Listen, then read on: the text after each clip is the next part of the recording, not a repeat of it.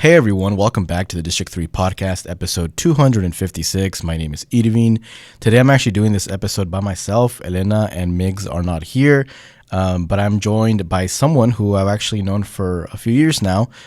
She's a community leader and the public relations for Salvadoreños Unidos Para Arkansas, Yoselin Gomez. Thank you for being here today, Yoselin. Thank you for having me. I'm excited to be here. And we can do this bilingual. We can also talk, vamos a hablar español Perfect. también. Entonces, lo que te salga, ¿verdad? Porque a veces la gente le gusta hablar español, Yep. sometimes English, so my brain works that way. But I'm excited about you being here. Obviously, tomorrow, the big yearly Salvadoran Festival that Salvadoreños Unidos Para Arkansas does is happening in a new location now, right? Yes. Y'all usually do it at the outside behind the Jones Center. Now Is it at the new office in Lowell, or where is it at? No, it's actually at the Wardnell Park in Lowell, Arkansas. Okay. So where they had the mud run events. Like is it the Mudtown Days? Yes. Okie dokie. Yeah. So Oh. it'll be there. Oh wow, that's a big space. Yeah. So we have over 40 vendors Oh wow. this year compared Now to it makes last sense why year. why y'all are doing everything y'all are doing. Yeah, so Okay. that's what we're excited for. That we're expecting a bigger crowd this year. That's one of the reasons why we decided to go to a bigger location, especially because of the special guests that we're having, and then another content creator from El Salvador who's going to be here. He's bringing a lot of attention to this, and I know a lot of people they're excited to be here at this free event Oh, to see wow. them in person. So. I don't know much about the geography of Lowell, so when I saw the address, I don't know where that was at. I just assumed that it was like where y'all's new office was at in Lowell. Yeah, no, it's That's a close. that's a big park. Yeah, it's close by, but it's at the park. You know, one thing I noticed at y'all's festival, usually like around the time that y'all host it, it's kind of close to like the hottest day of the summer. Yes, tell me about it. And actually, the funny thing is that last year, it took us for a curve because we had like a tornado storm Oh basically. yeah, I forgot about that. And we were 3 minutes from starting everything. We were about to play the national anthem of El Salvador, and I was getting mic'd up to go on stage. And then it just went black.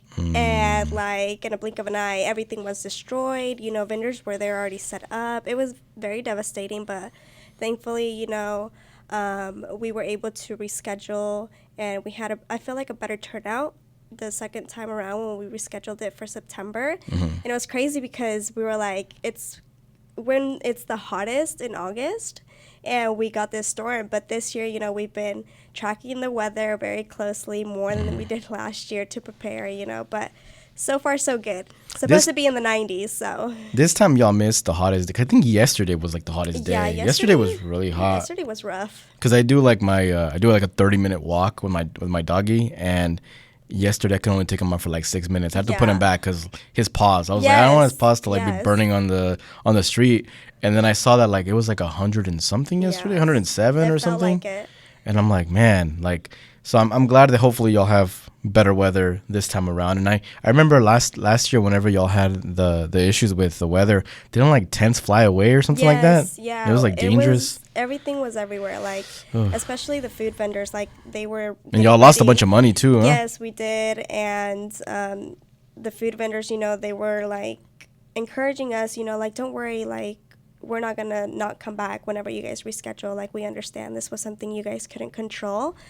So we were thankful that they understood the situation, but like again, they were also caught by surprise. Like no one was expecting that storm, so there was tents everywhere. I still have videos, and I look back and I'm like a little traumatized because I'm like, we put so much hard work, and I did start crying that day because I was like, we've done so much preparing for this day to be here, and then everything's just gone in a blink of an eye. Especially if like the day gets like pushed to months Yes. afterwards, right? Because it's kind of like if it gets pushed to like next week, it's like, okay, maybe I can live with that, Yeah. right? But it's like, oh, like a month or a month and a half afterwards, it's like Yes, and it's like right now, how I was telling you, like people are asking us, like, are you guys ready? It's like at the same time we're ready, but like we don't want the day to get here because we know how like exhausting and tiring it is for us. Yeah. As the organization working that event and organizing it. So like it's exhausting, but there's always a great turnout, and that's always what we look forward to.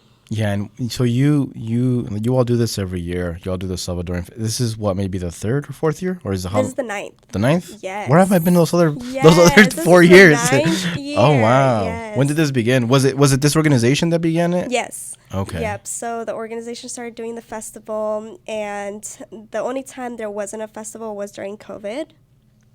And then they picked it back right up in 2022. Okay. And then, which is when I started officially like planning hands-on with the organization, was in 2022. Jessica took me under her wing, and I assisted her in whatever I could, and I learned a lot. So that's another reason why I appreciate 22 coming around, and it opened a new opportunity for me. And so I got to see all the back end work of what it took to organize such a big event, and from beginning to end, basically. So. And you're Salvadoran yourself. Were you born in El Yes. Salvador? No, I was born and raised here in Springdale, Arkansas. Oh wow. Yes. That's So- probably like the maybe fourth or fifth person that's actually born in Springdale that we Yeah. interview. That's Yeah. cool. So then, but your parents Yes, from over there. both my parents are from El Salvador. So and you recently visited, right? How did you feel about that trip? It was there was all kinds of emotions in that trip, I would say. I feel like every time I go to El Salvador, there's always a different experience, and I always come with a different perspective of life. So that's another reason why I love and enjoy going to El Salvador. There's always something that you learn. At the end of the day, it is a third world country, and you see life differently when you're there. There's some stuff that you're like, dang, we take it for granted. The stuff that we have here in the United States, but then you go to El Salvador, you don't have AC, and it's like 90 degrees 24/7 around the clock. You don't have AC, you don't have water 24/7. And that is like, I come back home and I'm like, I thank God for having that, you know? Yeah. I had a similar experience. I went to Mexico recently to my wife's birthplace where her family still lives. And something as simple as like having water for the shower, over there in that town, they have to wait like there's like a day in the week where the person passes by with water, and if you don't catch them, you're out of water. Yep. And then when they have the water, they put it into a tub, and then they just put a bucket in there, and that's how you kind of shower. And then you get back to the U.S., and then you have a like a button or a valve that you just press, and the water comes out. Yeah. And you're just kind of like, man, like, we're really privileged. Yeah, well, very. Where we're at, right? And that's one thing that I feel like the first time that I went was when I was 21.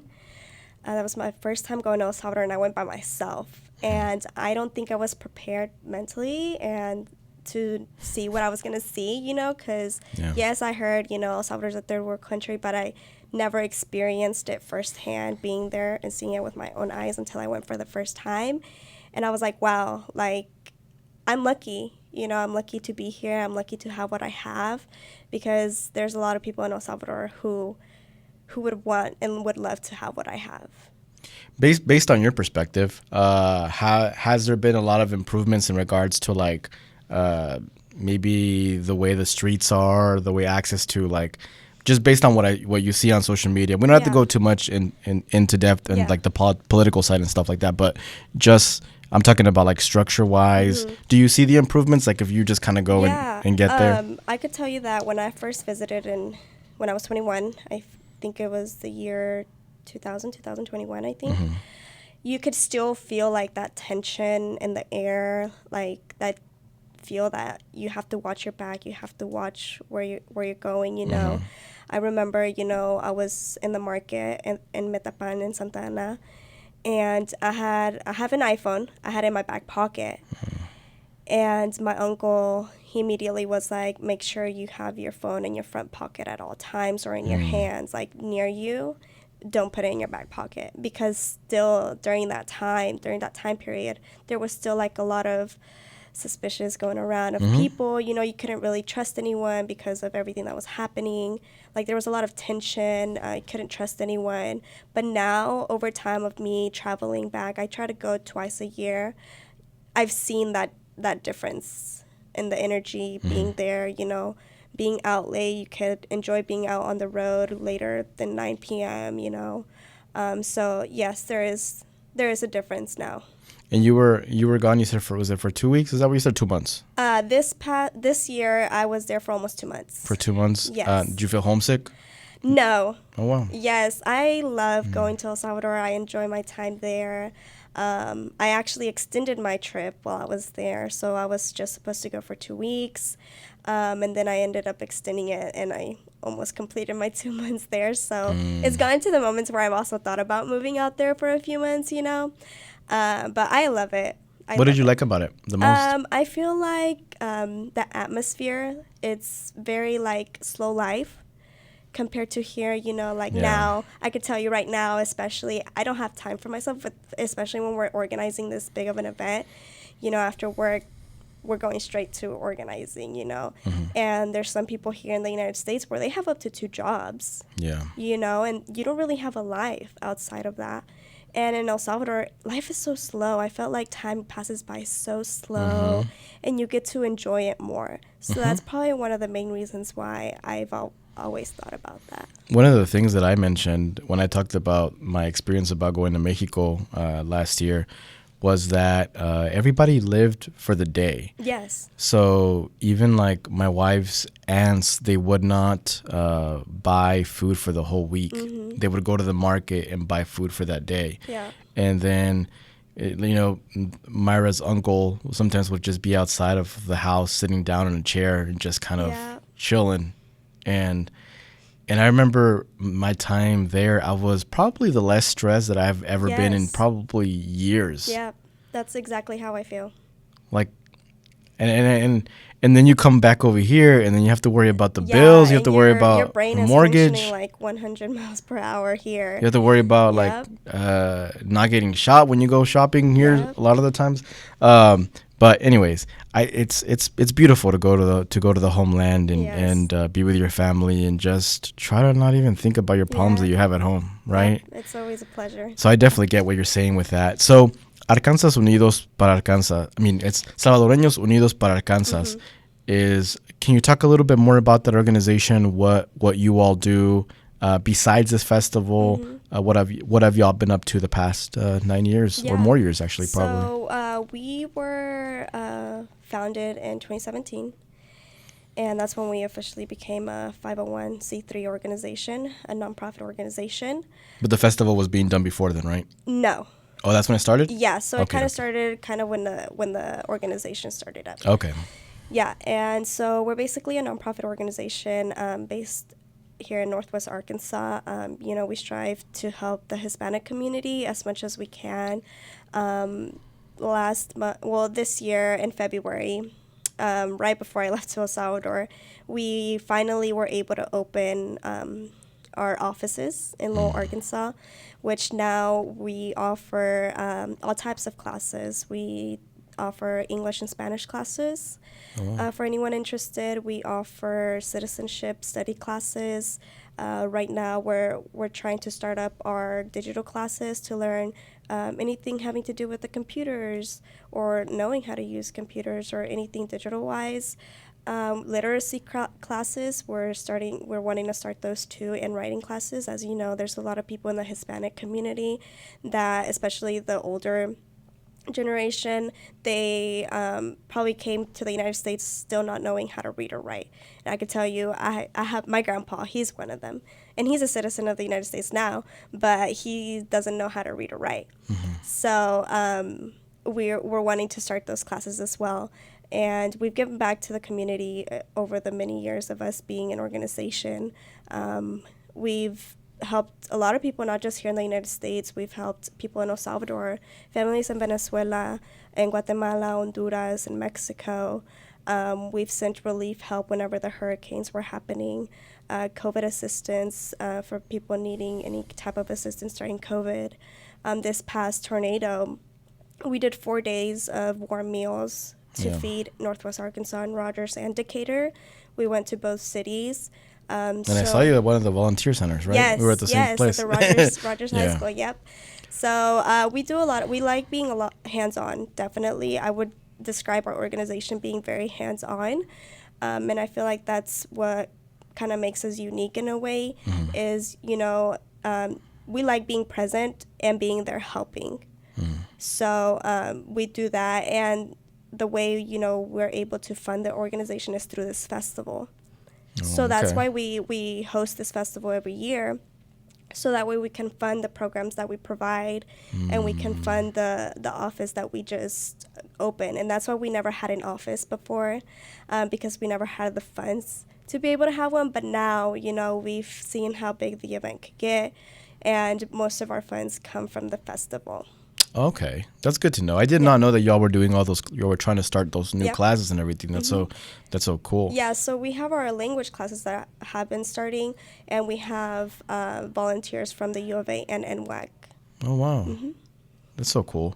And so then the festival, like you said, is the what funds it. I did not know that either. Yeah. That's y'all's Yeah, plan. that's why we put a lot of energy, I would say, into this festival to make it as big as it is, because we know the outcome of it towards the organization, and it allows us to be able to give more back out to the community.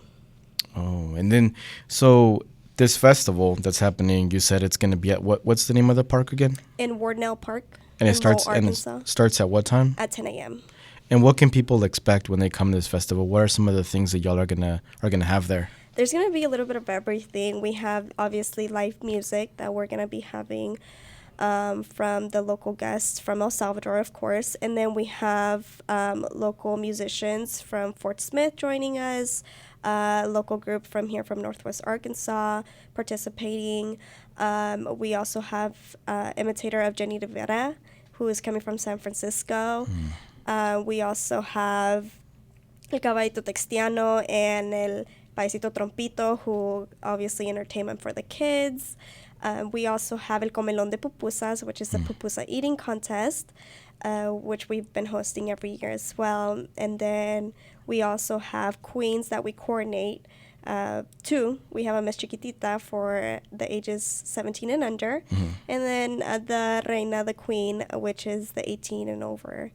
Yeah. So we have a little bit of everything. I contributed $1 to someone. I won't say their name because I don't want anybody else that's in the competition to get Favoritism. to get mad at me. But I contributed $1 for one of them Yeah. yesterday.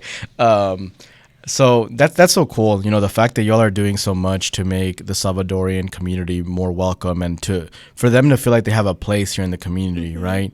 How has it felt for you to be part of an organization like Salvadoreños Unidos?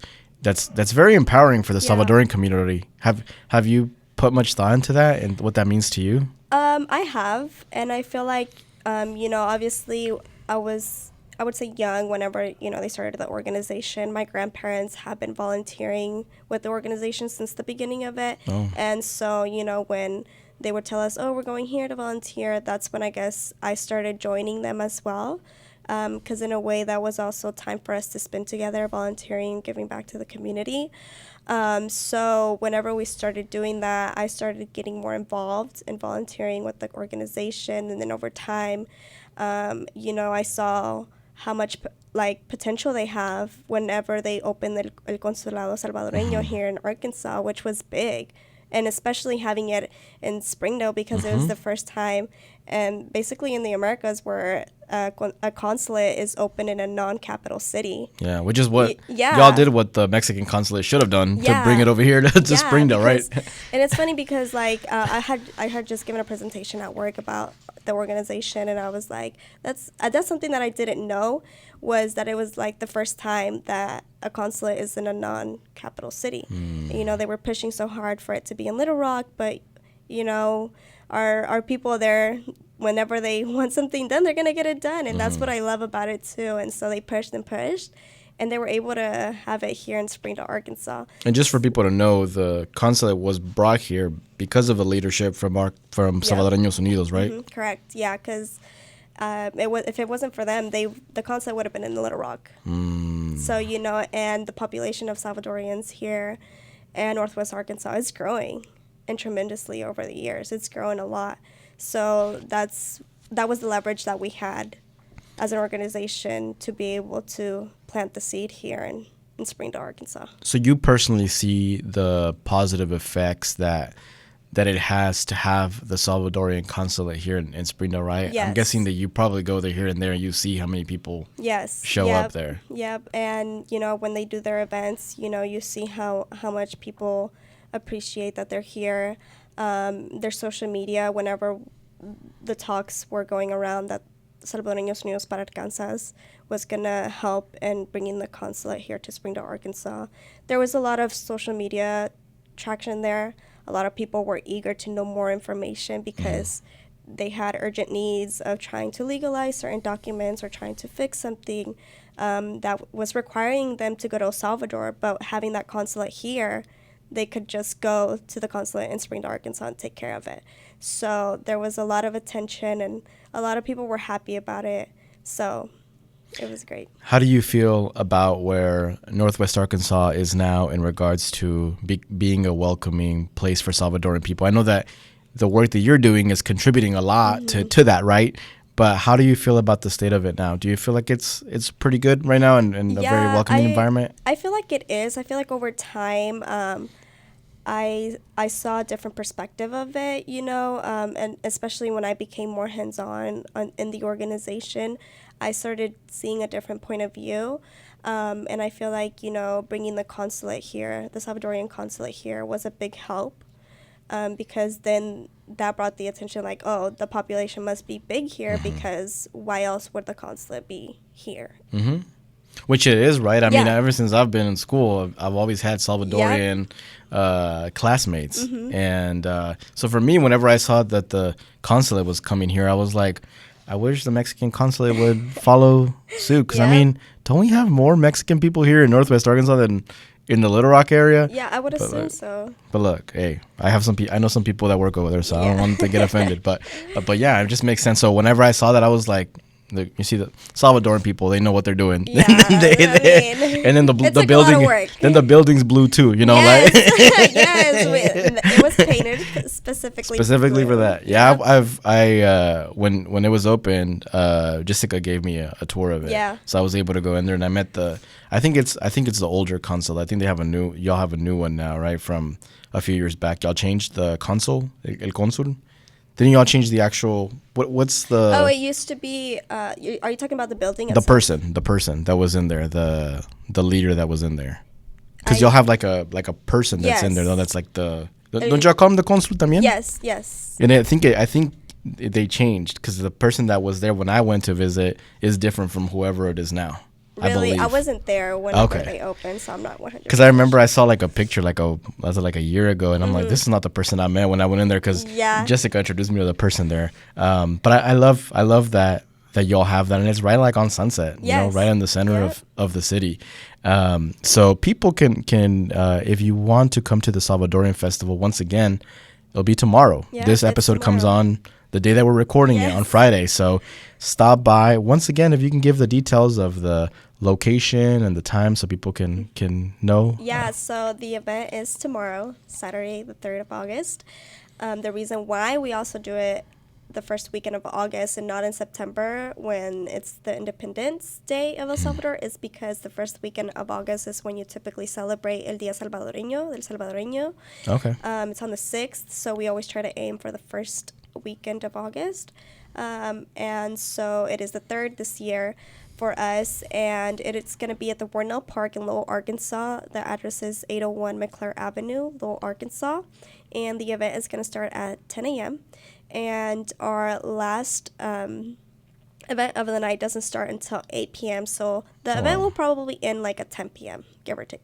Okie dokie. And do people bring more cash than debit cards, or how does that work? That's a good question. Actually, our vendors, I feel like now, like with technology and everything, I feel like they're up to date now. Yes. Venmo, Cash so App. they have a little bit of everything, which is good because when we first started doing the event, it was like kind of a cash only thing.